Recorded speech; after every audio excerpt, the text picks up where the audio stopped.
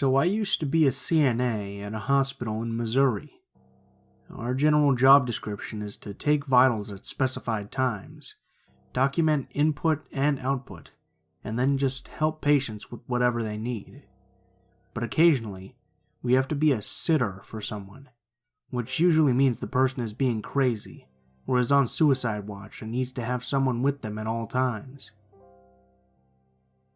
Being a youngish and relatively average-looking female, I've had my fair share of creepy and weird hospital patient stories. I've been bitten, kicked, groped, and all that. But this particular story is probably a moment that actually made me realize that people can be terrifying creatures. More background. The hospital I worked at was hit by a tornado in May 2011, and sometime after, our behavioral health facility was relocated to a much more secluded area, very close to the border of Missouri and Kansas, though only a few miles from town. I'm talking, you could see all the stars outside and hear coyotes in the distance. It seriously felt like the scene of a potential horror movie during my smoke breaks outside there. I worked overnights, and though I usually work cardiac, I was called over to behavioral health to be a sitter. I was a little creeped out just because of that. I remember thinking about what we would even do if the power went out and stuff, which actually did happen later, but I wasn't there. No one escaped, but all the doors auto-unlocked. I get to work, and upon receiving report on the patient, the daytime tech tells me this. I honestly don't even know why he needs a sitter. He's so nice and polite. He calls me ma'am and held the door open for me and stuff. He did sort of get into a fight with another patient, so that's why he has to have a sitter. But the other patient started it, and he isn't even here anymore. You're gonna have a pretty easy night, girl. So I sit next to the guy and try to relax. I honestly wasn't that worried about being in the men's area, because generally the women's ward is much more known for causing trouble and violent outbursts. Also, in Missouri, most patients are just bipolar or schizophrenic and off their meds, or drug addicts and people who admit themselves because they can't afford the help they need. And this guy was super nice. He was totally polite and asked about my tattoos. He enthusiastically showed me the bear he had tattooed on his arm and stuff like that. As time passed, the night continued to be relatively uneventful, and as bedtime came, around 9 p.m., the guy got into bed and went to sleep. In his room, I situated myself on the floor in the corner near an outlet so I could read my Kindle with my back against the wall. Keep in mind here that while I had worked in the hospital for a while, I had only worked in behavioral health one other time, and never really got the specific kind of training that the psych techs get. Like how you're always supposed to walk behind everyone so your back is to no one, and such safety measures. We did have alarm buttons that clipped onto our scrubs, but they were apparently pretty flimsy, because when I took a lunch at 3 a.m., I noticed mine on the floor, slightly under the patient's bed. The guy slept fairly well until around 1 a.m. Around that time, he started to wake up and just sat in his bed staring at me. I didn't want to appear nervous, and I wasn't really allowed to leave his room anyway, so I would just say hi, tell him the time, and suggest that he still had some time to sleep before breakfast. He had such a weird blank expression on his face, and he would stare at me and then ask if he could call his parents because he had some things he needed to discuss with them. I would just reiterate the time and tell him he could call in the morning. Around 3 a.m., I took my lunch with the nurse who was assigned to my patient. While we were eating, she told me she couldn't believe I was brave enough to sit in his room, all things considered. I asked what she was talking about, and said since he only needed a sitter for fighting some other dude, I wasn't really worried. And that's when the nurse proceeded to tell me that the man was admitted because he kept threatening to murder his parents, that incidents kept escalating from him making telephone threats to bringing a gun to dinner with them, until finally they brought him in when he started leaving corpses of violently slaughtered animals on his parents' doorstep. She told me that when they went into his trailer, There were a bunch of gutted and dead animals in his home, and there was blood and feces smeared all over the walls. So I don't know if the daytime girl didn't know all that, but I definitely had myself cornered in this guy's room. I was in the spot literally the furthest place from the door, with an alarm button that had fallen off of me half in the night anyway. This was a guy who was showing serial killer symptoms, and I was told that he only needed extra care because another patient had initiated a fight with him.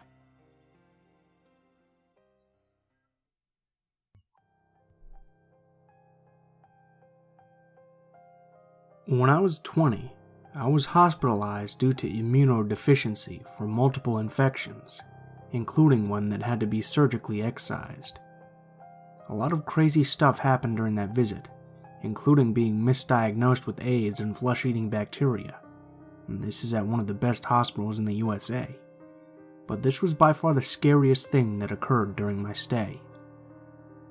One night, about 3 a.m. I think, one of the nurses came in. I woke up because I had slept a lot that day, and the bright lights in the hall bothered me. It wasn't my normal male nurse, but an older woman, maybe mid to late 40s. I had never seen her before, and she looked very severe. She didn't acknowledge me at all when I greeted her and asked her questions. Just finally said, "Time for your medication," or something like that. I tried to respect that she didn't want to talk and just faced forward again, because it hurt to move. But I noticed that she had a much larger volume syringe than usual. My morphine dose was always given in a 10 to 20 cc syringe, but this thing was huge, like a 100 to 500 cc syringe, and the accuracy couldn't be that good. So I turned my head again and asked, trying to sound friendly and interested, what my dosage was, and if she was sure she had the right person. She ignored me, and I continued, "Because I think maybe normally my dosage is supposed to be a lot lower. Would you mind double checking?" She only said, "Go to sleep. This'll be over soon," injected the medication, and left. I was kind of out of it. I was just so used to all this stuff going on around me that I figured I was mistaken. I tried to go back to sleep, but even before the medication hit me, I felt like something was wrong. I thought about kinking the IV line, which would cause the alarm to go off and forcing the issue, but I just told myself to calm down and try to go back to sleep. They do this for a living after all, and it was probably just the change of nurse that was bothering me.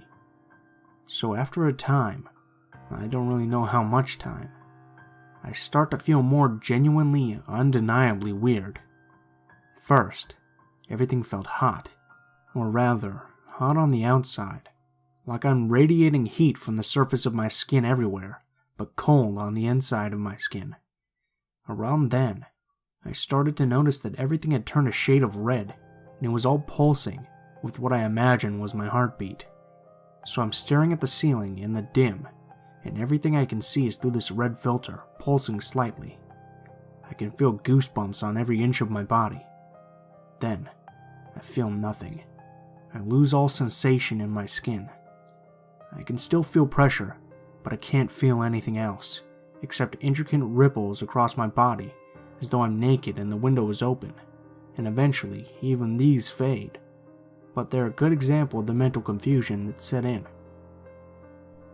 For example, after a while I couldn't even tell if my eyes were open or closed, if I was actually seeing, or just thinking I was seeing.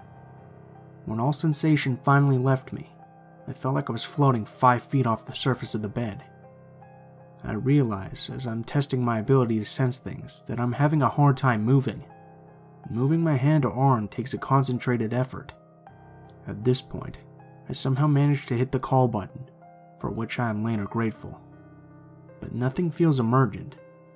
The whole thing comes with a warm fuzziness, so I spend a lot of time just playing with trying to move my hands or arms, watching them before I realize that I'm not actually looking at them, but nonetheless, gradually losing my ability to move anything at all. Around the time I can barely move my wrists, not my arms or fingers, I start to feel concern. I realize on some deeper level in the back of my mind that the feeling I have in the pit of my stomach is clenching concern, and that this actually has the potential to be very dangerous. I want to hit the button again, or even call out, but I'm just too tired. My muscles won't move, and now I notice that the pulsing isn't as frequent as it was, though it was only upon reflection later that I fully realized the significance of that. So I kind of mentally slapped myself and set about consciously focusing on breathing in and out. It felt like the nurses never responded for what I would have guessed had been 25 to 35 minutes at least, but suddenly, as if in slow motion, it seemed like a lot of things happened at once. There had been a growing tension in me.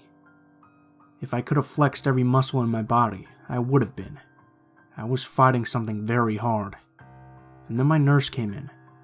My male nurse, whom I had thought was out for the night. The moment I hear the door open coincides with a sudden release of all the heavy mass that had settled over me, like a soft, heavy blanket that wouldn't let me move. And suddenly, I sat up and projectile vomited into the bathroom, next to the nurse who was just walking in. Sorry, I know it's gross, but basically my body collected it and got rid of it. After that, I could finally move, and I could even speak after a few minutes. My nurse seemed relieved to say the least. He cleaned it up and sat next to me and talked for a while. He said that another nurse had been trying to help him and mixed up my dosage, but he didn't seem to want to give much detail. It wasn't until years later that I thought. I was in the terminal ward. I had been out of it for days, clearly in visible pain for some of it. I was the youngest person there by 40 years or so. I wonder if it was just a mistake, or if that woman was an angel of death. Either way, I refused morphine for the rest of my time there, and ever since. I wouldn't accept any of the other painkillers either.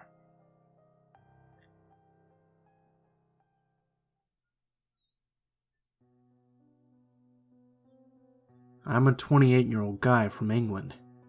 Near the end of August, I was out with some friends in a bar to celebrate my birthday.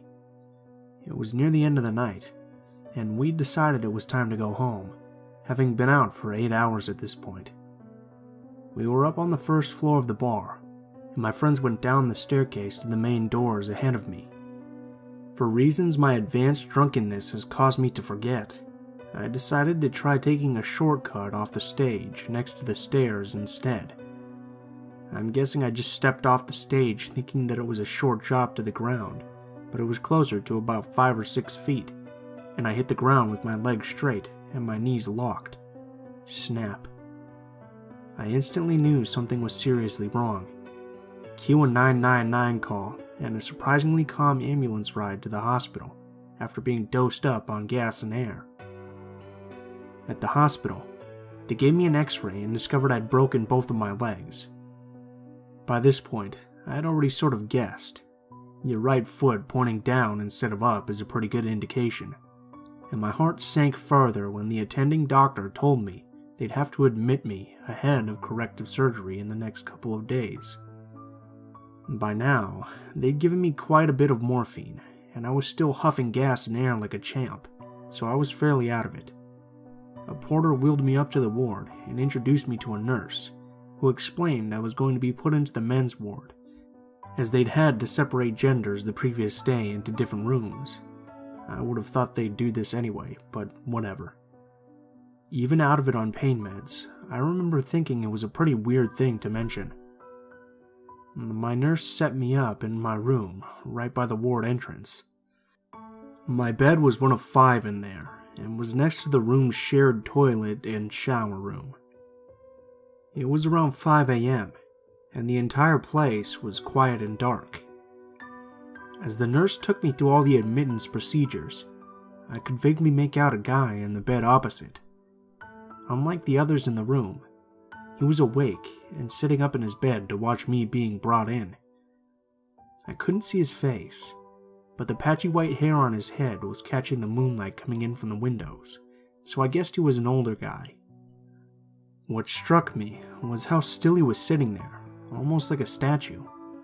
No movement, no noise, nothing. just sitting there, focused on me the whole time. Before the nurse left, I asked him to draw the curtain around me so I was shielded from view. Eventually, I drifted off to sleep. I woke up the next day to find my parents had been contacted and were sitting by my bed. Standing next to them was the guy from the bed opposite, chatting away like they'd known each other for years. I'm not exactly known as a people person, and given that for obvious reasons I was a bit touchy, I'll admit that I was annoyed that my parents were letting a total stranger stand right over me while I was unconscious. Of course, they weren't to know that he'd creeped me out a little the night before. He introduced himself. Here, we'll call him Mick. He seemed friendly enough. One of those harmless old men who comes across as lonely and keen to talk to just about anyone. He was in his early 70s, quite short and round, and was on the ward because he'd fractured his collarbone in a fall. When he eventually wandered off, my parents told me he seemed to be a nice man, confirming that he just appeared pleased to have new people to talk to. During the course of that first day, my parents left, and the doctors came around to fit me up with splints before my surgery, planned for day 3. They made it clear I'd be in the hospital for at least a week, and that I wouldn't be walking for a few months at least. During all these conversations, Mick lurked nearby, listening in. When the doctors left, Mick came to my bedside. Rather than stand, he sat down in the chair next to me and asked me to repeat what the doctors had said.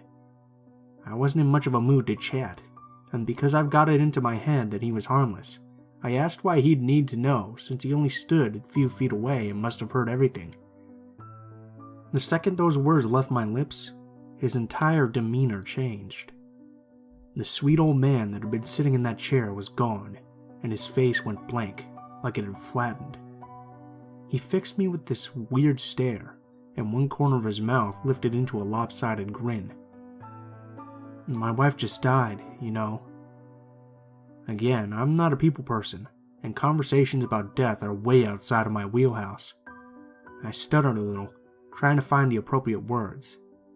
I think I went with how sorry I was to hear that, and asked how long it had been. Given the odd grin, I guessed it had been a while. About 3 weeks. Just like that. Gone.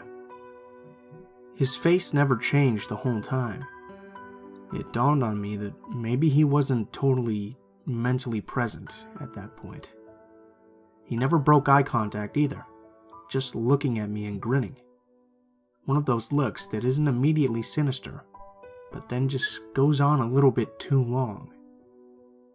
Thankfully, the nurses came in at that point to serve dinner, and Mick retreated back to his bed.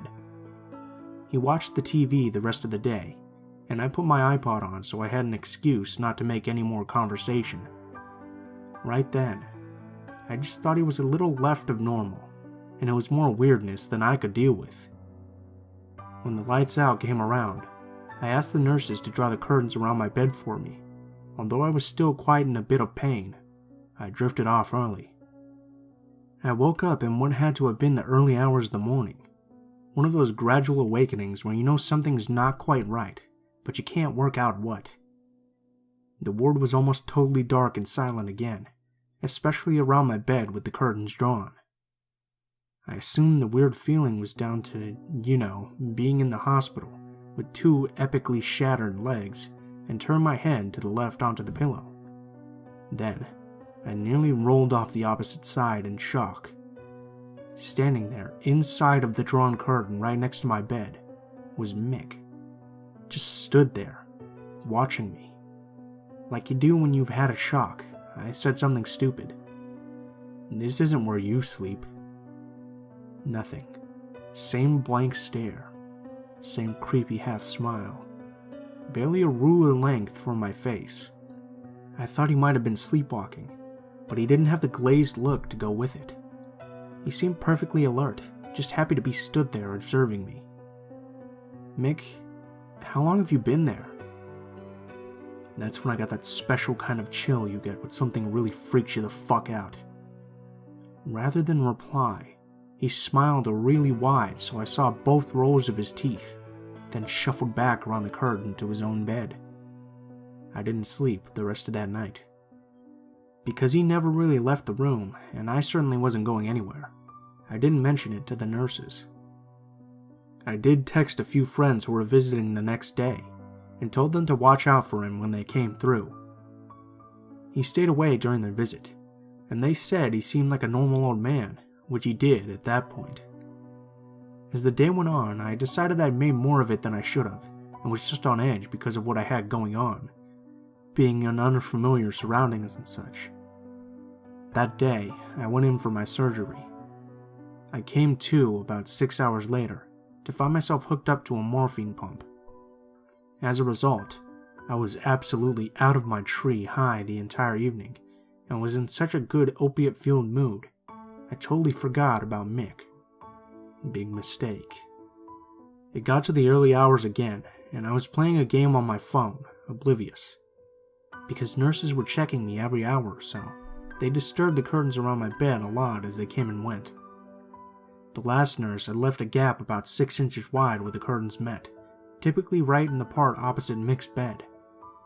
Mick was a very, very loud snorer, and so I was reassured by the noises coming from him that he was very much asleep. I've got to assume because of the morphine, I stopped paying attention, and suddenly realized that I couldn't hear the snoring anymore. I couldn't remember how long it had been since I last heard it. I looked at the gap between the curtains, but couldn't make anything out. I was just about to go back to my game when, from just to the left of the gap, I heard my name being said. Not a normal way of saying it, not a whisper, more of a groan almost. Low and gravelly and menacing.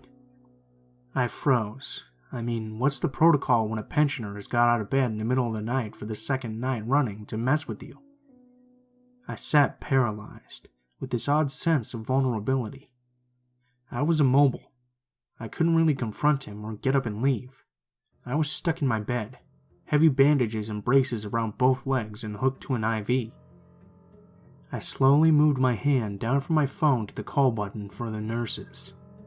Just as my hand reached it, the long groaning of my name stopped. So did my hand. Had he seen me reach for it and gone back to bed? No, he was still there. About 30 seconds passed, presumably the length of time it took him to be comfortable that I wasn't going to press the button. Then came the heavy breathing. Long, rasping intakes of air, followed by extended groans to expel it. Over and over and over, right at the foot of my bed. That was my limit. I hit the call button and the light went on above my bed. I heard the buzzer sound down the hallway at the nurse's station. There was a burst of movement behind my curtains, and I heard the nearby toilet door quickly open and closed. Not afterwards, a nurse responded to the call. Mick was still in the toilet, but because it was close by, I beckoned the nurse nearer so I could whisper. I told her what had happened and about the previous night, and asked if something could be done. She nodded and said she'd be right back. While she was gone, Mick emerged from the toilet and I heard him climb back into his bed. Thankfully, the nurse had fully closed my curtains, so at least he couldn't see me now. An hour passed and eventually the nurse returned. I was expecting to be moved elsewhere, but instead she told me that I couldn't have a sleeping pill due to being on morphine. I tried my best not to be impolite, and calmly told her that I didn't ask for a pill. I asked for something to be done about what had happened. The last thing I wanted was to deliberately knock myself unconscious with more meds. She sort of shrugged, half explained that all of the wards were full, and disappeared again, telling me to get some rest. I didn't sleep for hours. Mick's snoring eventually resumed, and the day finally caught up with me, so I cautiously allowed myself to drift off. The next morning, everything seemed normal again. Mick made small talk, which I didn't really respond to, and eventually left me alone. That afternoon, a guy younger than me was admitted with a broken leg. This guy was 18, but looked about 12. It was ridiculous. Mick didn't seem to think so, because suddenly this guy was the focus of all his attention. I felt sorry for the fresh meat, but grateful that I might be able to relax now. That night, I slept pretty well, until about 3 a.m. I woke up to a weird sensation on my left foot, the toes of which were poking out at the top of my bandages. My eyes adjusted to the darkness, and I saw Mick again stood inside of my drawn curtains, playing with my toes, running his fingers along them, pinching them, moving them around, like he'd wanted me to wake up and see what he was doing, but not looking at them, looking me dead in the eyes, unblinking, grinning. I'd like to say that I lost my shit with him, called the nurses in and had him moved elsewhere, but the mind's a weird thing, so I didn't. I just sat open-mouthed and watched him as he kept moving my toes around. I think it was disbelief that kept me quiet, mixed with fear. He might have had more than 40 years on me, but I was trapped in that bed and totally at his mercy, so I didn't want to do anything to piss him off. Eventually he seemed to get tired of messing with me and disappeared behind the curtains back into his own bed. For obvious reasons, I sat awake the rest of the night, watching and waiting for him to show his face again, but he didn't. Every now and then I heard my name being groaned low and long. By morning, I was a mixture of furious and terrified. I'm not the kind of person who assumes the role of victim very often, and so I hated how easily this old man had reduced me to a paranoid wreck. Every time he got up to stretch his legs or get some water, my entire body went rigid, expecting him to come back to my bedside. He didn't, going back to devote all his creepy attention to the new guy again. That afternoon, Mick was called away for a scan, and so I finally had some time to speak to the 3 other guys in the room about what had happened. None of them had any idea about Mick's nightly visits, since they were dosed up on pain meds themselves. One of the guys had been there longer than I had, though, and he had been around when the wards were divided by gender. I asked him what had happened, and he responded that he wasn't totally sure. He just knew that something had happened during the night, and the next morning, men and women were in separate wards. For obvious reasons, I had a pretty good idea of what that something might have been. When Mick got back, he glumly announced that he'd been cleared to go home, and had an ambulance booked to take him there in an hour or 2. He started making his way around the ward, saying goodbye to everyone. He left me until last. You look after those legs in the future. They're fragile things. I half smiled, and because I'm crippled with English politeness, told him I hoped he'd feel better soon. Assuming the interaction was done and I'd finally seen the last of him, I picked up a magazine and started reading. No sooner had I done that, I felt a pressure around my left foot. I looked up and was about to yell out until I saw what Mick was doing. His hand was clamped around my foot, squeezing it so hard that his knuckles had gone white. Thankfully, the break on the left was further up. And that stare was back. Vacant, but intense with a creepy half-smile. Before I could respond, his mouth opened, and out came that same raspy voice I'd heard saying my name in the night. Very, very fragile. He let go of my foot, turned around and shuffled back to his bed to pack. A couple hours after that, he was gone. I did fill the nurses in before I was discharged, but none of them seemed to care all that much, dismissing what I'd experienced as either partly drug-induced or just misinterpreted.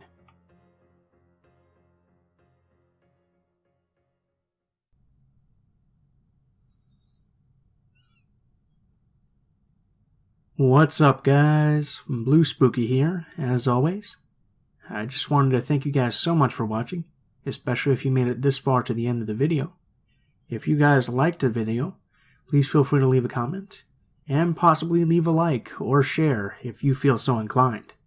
If you have a personal story that you'd like to send in, or a story that you'd like me to read, please feel free to check the video description below.